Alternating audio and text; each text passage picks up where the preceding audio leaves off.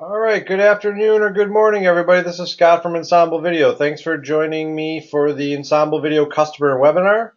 We'll be focusing on what's new in Ensemble version 5.2. So recently we did upgrade. It was at the end of February, and we've sent out a version summary list. So today what I'm going to do in the next 20 minutes to 30 minutes at the most is kind of cover some of the different features that we've released in version 5.2. If you haven't seen this document that I'll be going over is on our support site at help.ensemblevideo.com, and you can see that we're going to the 5.2 version summary. So we'll be taking care of that today. A couple of these are really easy to demo. So we're going to start off with video advertising support. So if you don't know anything about video advertising, what's nice is it's actually really easy to set up. And you might think, why would I use video advertising? I'm in a university or I'm in a school or a business. Well, there's a lot of ways to use video advertising, and it doesn't have to be about making money on your ads. It could just be about dynamically informing your customers or your users or your stakeholders about things that are going on campus or in your business. And you can do that without having to put ads, stitching them into your videos. So the good news is each of these items has a support article dedicated to them.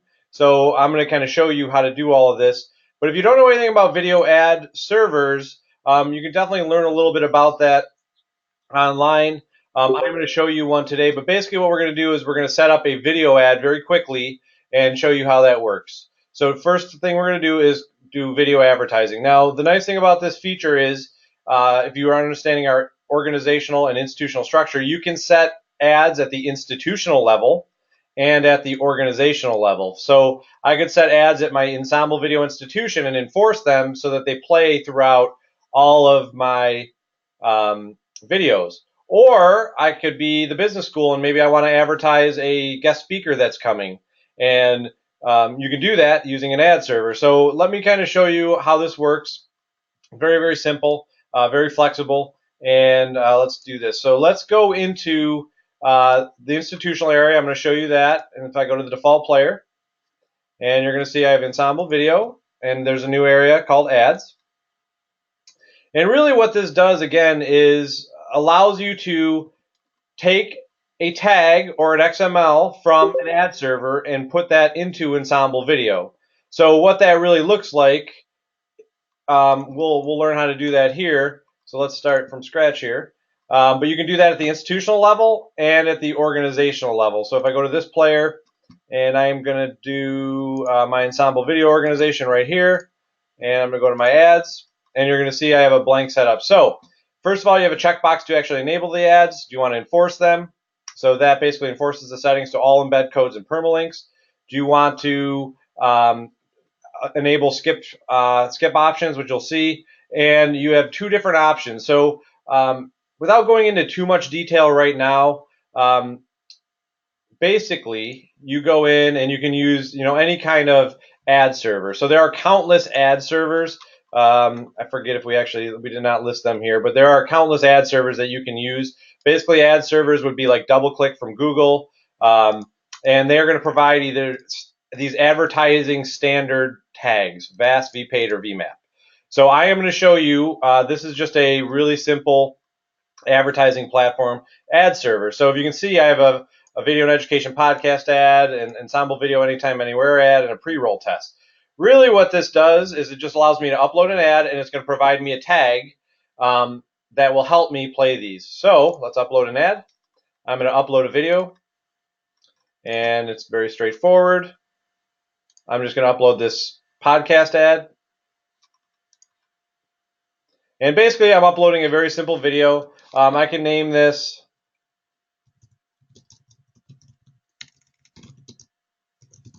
You can have it be a pre-roll, an embedded ad. I'm just going to do a pre-roll so they see it before they see my video, and I can give it a landing page. So I want them to actually click on my ad and go to my page. So if you've never learned about our video and education podcast, we have a video and education podcast. It is in our newsletters. Feel free to subscribe, listen to it.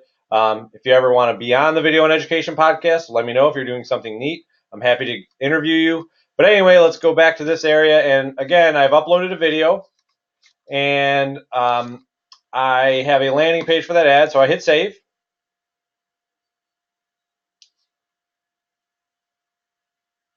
And what should happen here in the next couple minutes is it's going to generate one of those tags for me. And there it is. So you're going to see here I have an XML or a URL, which is the ad tag. So what's nice is I can just copy and paste these into Ensemble Video, and basically the ad server is going to take care of all the analytics, all the things it's good at, monetization if you want to do that, and we are just going to serve the ad through our player. So let's start with the URL because that's a simple one. So I can copy this, and let's go to Ensemble, and if I put it in here as a tag, I'm going to apply and test it, and what you're going to see is it is loading my ad, and there's my video education podcast ad. It's very simple. I just created this really quickly. And what should happen here is you can see the text is changing here every 5 seconds. Insight and interviews. Subscribe now. I can click on that, and where is it going to take me? To my ad. Now, what I can do is hit save, and what should happen is if I go to my media library and open up a video, you're going to see my ad is on the video. So again, if you're an education thinking we would never use ads, well, think about this. What if you have a guest speaker or a big person coming to your graduation? You could easily display ads at certain and timely parts of the year if you want to inform them, and now it's going into my video. If you want to inform them about events that are happening on campus, holiday events, special speakers, athletic events, and what's nice is you don't have to stitch those into the videos. So again, I can come into my advertising system and go grab, different ads. There's my webinar demo. Here's another ad. I can get the ad tag and pop them into Ensemble Video at timely points of the year and then show ads. So I'll show one more here. Let me get the ad tag and I'll do the XML. And you'll see I have an XML here. So let's do that. If I go back into administration, organization, player, and here, ads, apply and test the ad, and again, it works. Okay, so here's the other thing. I did bring up I have some other ads to show you kind of different things you can do. Here is a different one.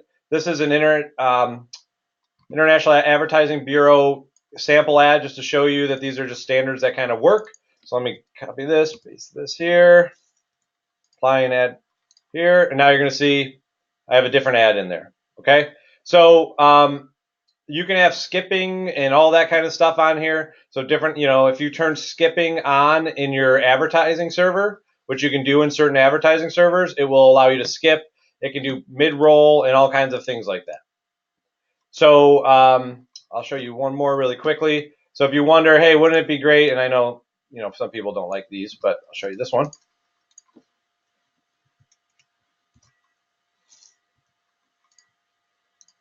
So there's an image ad right there. So anyway, you get the idea. You can do all kinds of different ads now on your videos. You don't have to manually add them to videos, and you can do this. It's kind of a nice, little option for our customers. So that is video advertising support. We're going to stick in the player and show you one other thing before I stop and ask for questions. Another thing you can do is customize the playback speed. So because I'm in the Ensemble organization, again, you can do this at the institution level or at the player level. And I'm going to go to my organization here and go to settings. And you can see I have playback rates. So the default playback rates, let me open up my video here really quickly, are half speed, normal speed, and double speed. So if there are any Spaceballs fans out there, the movie, I always say, you can do 4 times speed, ludicrous speed, whatever you want. I am going to put now you can speed me up even more. So I'll have a half speed, 1 speed, or normal speed, double speed, and 4 times speed. Hit save. And if I come back here and refresh, what should happen is I should have 4 times speed. So obviously, we now can have the students learn faster. Haha. All right, so that's playback speed, pretty straightforward. Before I move on to the next area, those are a couple features around the player. Any questions? And I'll just kind of take a look quickly at the chat window. I'll always come back if I start talking again here about the next features.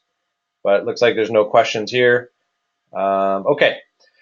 So we're going to get into the WebEx integration. I'll also show you the Zoom integration just because a lot of people I know use Zoom as well. So we've had a lot of questions in the past with all the explosion of online learning and the popularity of things like Zoom and WebEx to say, you know, wouldn't it be great if we could just take recordings into Ensemble Video? All right, I just got a question. So can you do other speeds such as 1.25, 1.5, etc.?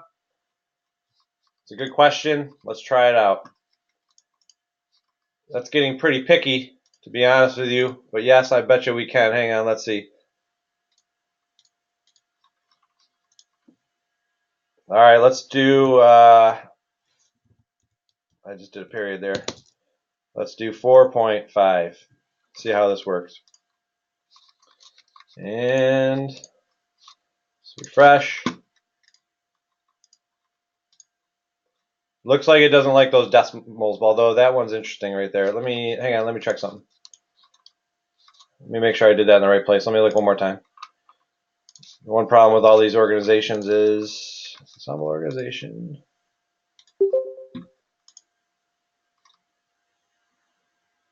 Well, it's on there, so maybe not, which I think I'm okay with, but we'll have to see. Let's try one more time here. Yeah, it looks like it doesn't like those decimals for some reason. So no 1.25 speed for whoever would like to have a 1.25 speed. All right. Let me go take that off before I break something. I can check too and see if they can add that. There might be a specific limit of the player. My guess is it's kind of odd though that you can do half speed and you can't do 4.5 speed. But who knows? Okay, where was I? Okay, Cisco and Zoom. All right, so a couple things. First of all, I'm going to show you how it works. I'll just do a quick recording, and I'm going to show you it dropping in to my libraries, and then I'm going to show you how to set it up. So in here, you're going to see I have a WebEx recordings and a Zoom recordings library. You can see my Zoom recordings library. Let me delete that one. And I have a WebEx recordings library. So let's start with WebEx. So if I started a meeting in WebEx, this should be interesting doing WebEx through GoToMeeting. I've done this a couple times. And hi, everybody. I am going to connect here. I'm going to mute that because I'll probably get some feedback. I'm going to share my screen. And I am going to record. Okay.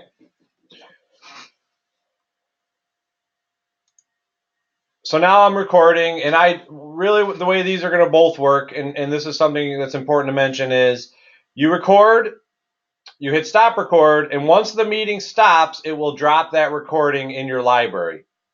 I'm going to talk about the different settings. I'm just going to do about a 25-second recording. You are at the mercy of the processing time of Cisco WebEx and Zoom, so sometimes they drop in my library, in a minute. Sometimes they drop in my library 2 hours later, and that's just based on where you're in the queue. So let me hit stop recording, stop my share, and I'm going to end my meeting. Once I end this meeting, that's when it's going to tell WebEx to create the recording. So I know one time I was sitting here hitting start and stop record, but the meeting was still running, and it will not complete the recordings until the meeting's actually over. So with Cisco WebEx, it's really straightforward. You'll see here in a minute, I'll get a recording here in a minute. And then with Zoom, actually I'll just use this one right here. I will start a meeting with Zoom.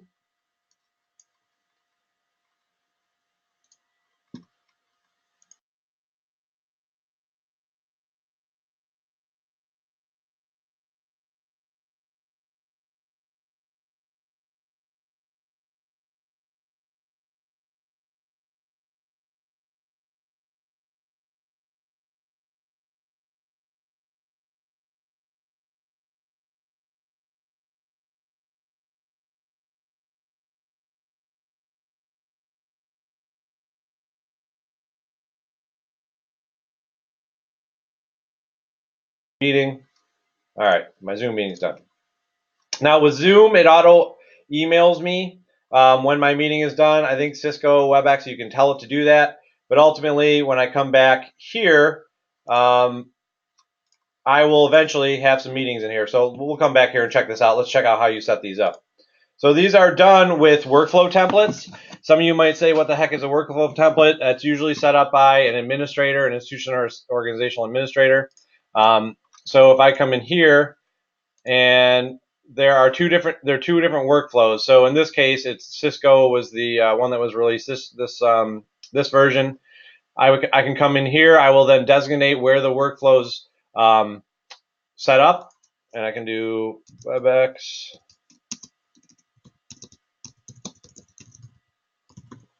The site name would be your site name. So again, you have to have an account that gives you your own domain. You would then add your site ID, which is all in your settings, and then you're going to get a username and password, and then you have to request this API URL from Cisco. So I'm going to open up my setting right here, or my workflow here. Let me show you so you can see all this. So you can see there is our API URL. Again, you have to ask them for that. I don't know why they don't just provide you that URL in their interface, in their administrative interface. You can then pull in the recording topic, description, username. Same thing with the description. The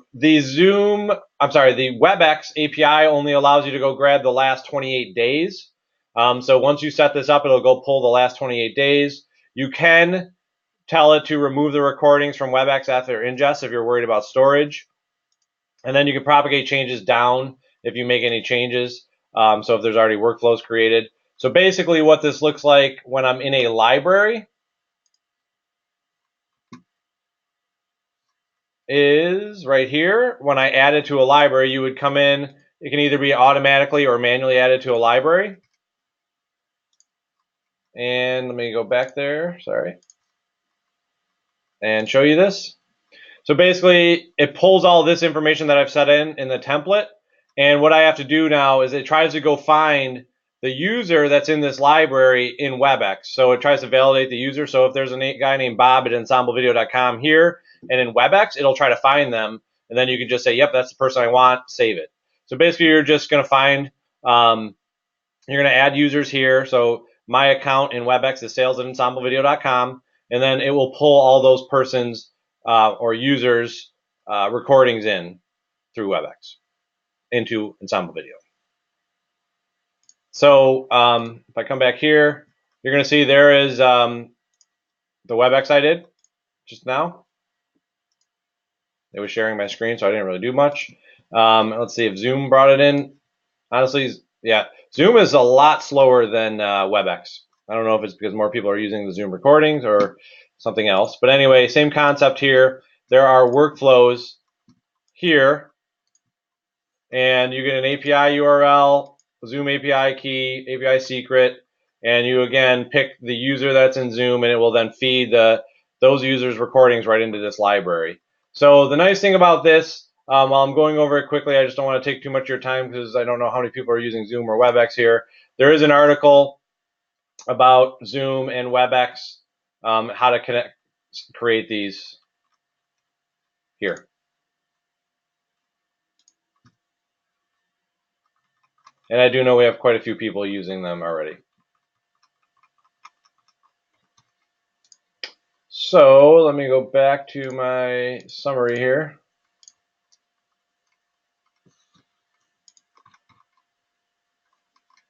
Any questions? I know there was another question here, so I'm going to try to get to that right now. There was a question.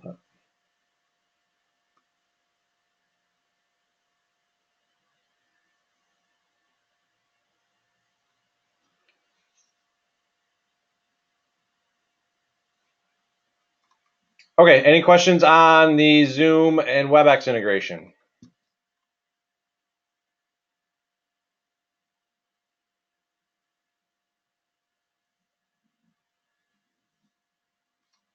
No?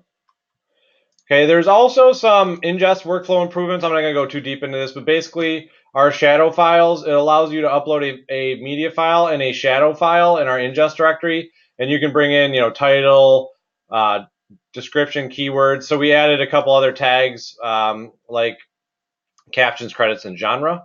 So in terms of XML ingest, we've added some functionality there. Now, a couple other little things here, or big things. One, the Ensemble Studio Dashboard. So if any of you are using Ensemble Studio, that's our lecture capture product. Here, you have the ability to turn on and off, Matrox Monarch HD devices and LCS devices. So I'm not sure how familiar you are with those, but what I'll do quickly is just give you 2 slides on Ensemble Studio.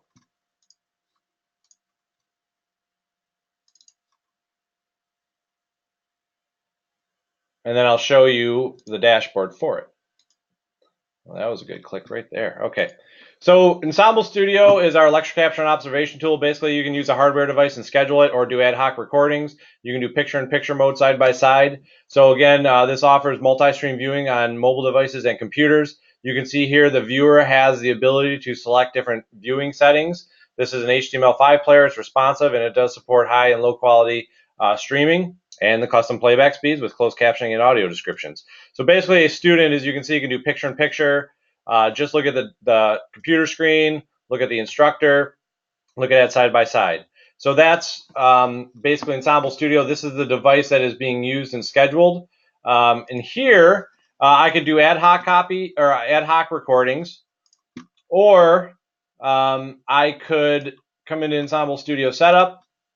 And a lot of our customers have, 5 of these registered or 41 of these registered. And basically, you can get a dashboard in here. So you can figure out what devices are turned on and off, what are recording, was there a failure, which one is scheduled, so upcoming. So there's a schedule coming at 3 o'clock today.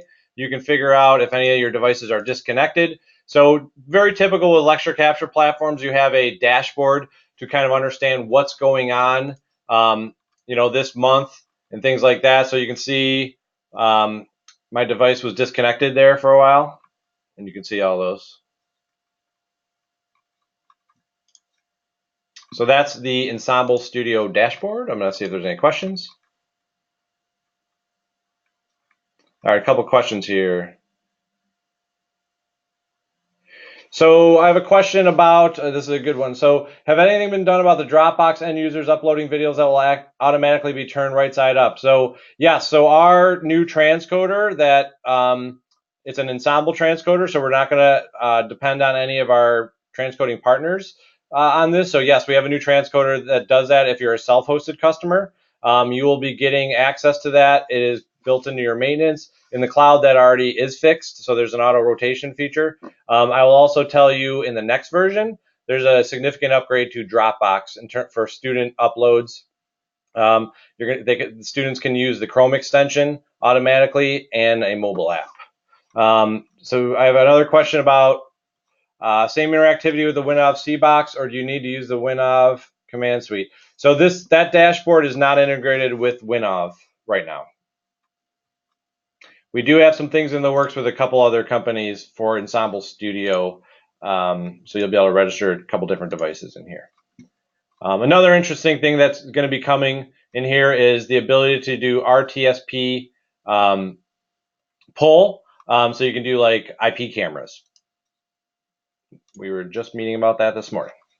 All right, a couple more things here. All right, Studio Dashboard. All right, so I don't know if there's any French speakers on the call, but I'm not sure if you're aware of this, but we do have the ability to rebrand and localize Ensemble Video. So you can see, actually, let me go to an incognito window. That'll be an easier way to show you.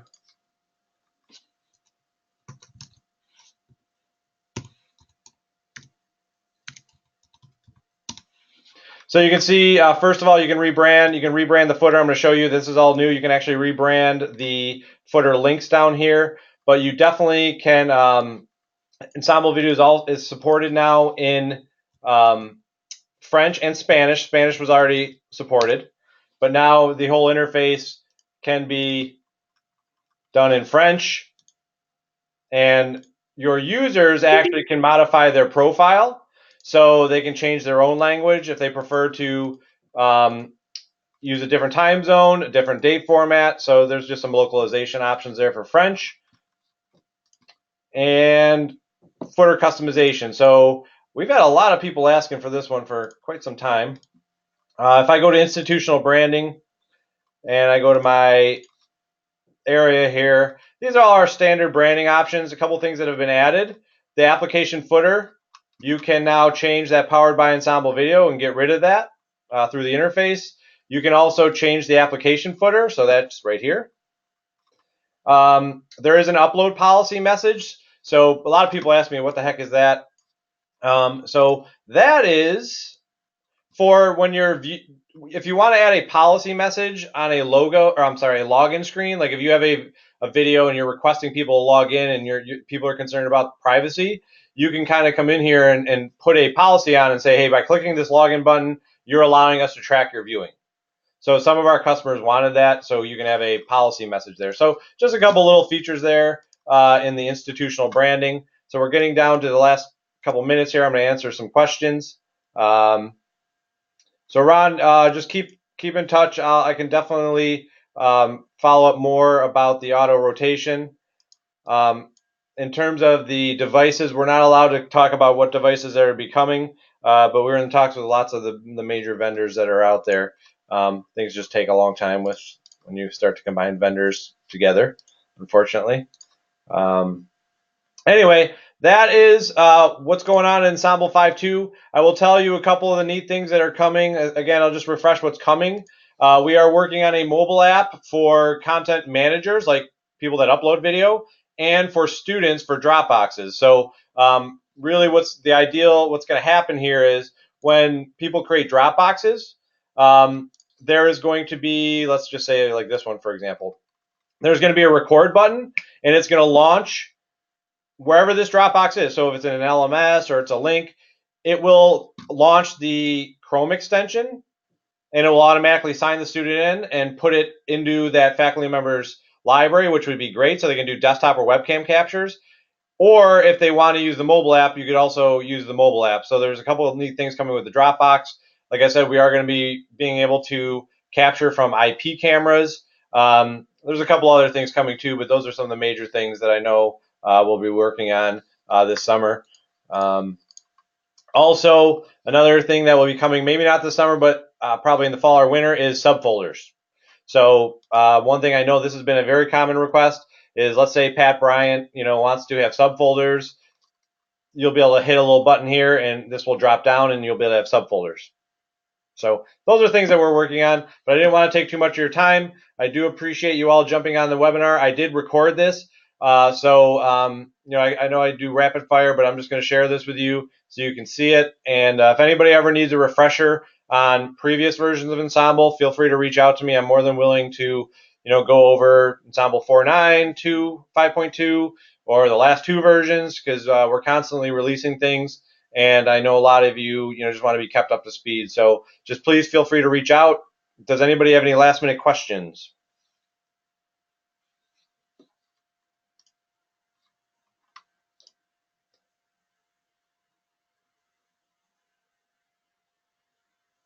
I really appreciate you all being here. I don't see any questions yet. If you have any follow-up questions, please send me an email. And again, I will be sharing this recording with you. Thanks so much for being here. I appreciate it. Thank you all for being customers. Adios.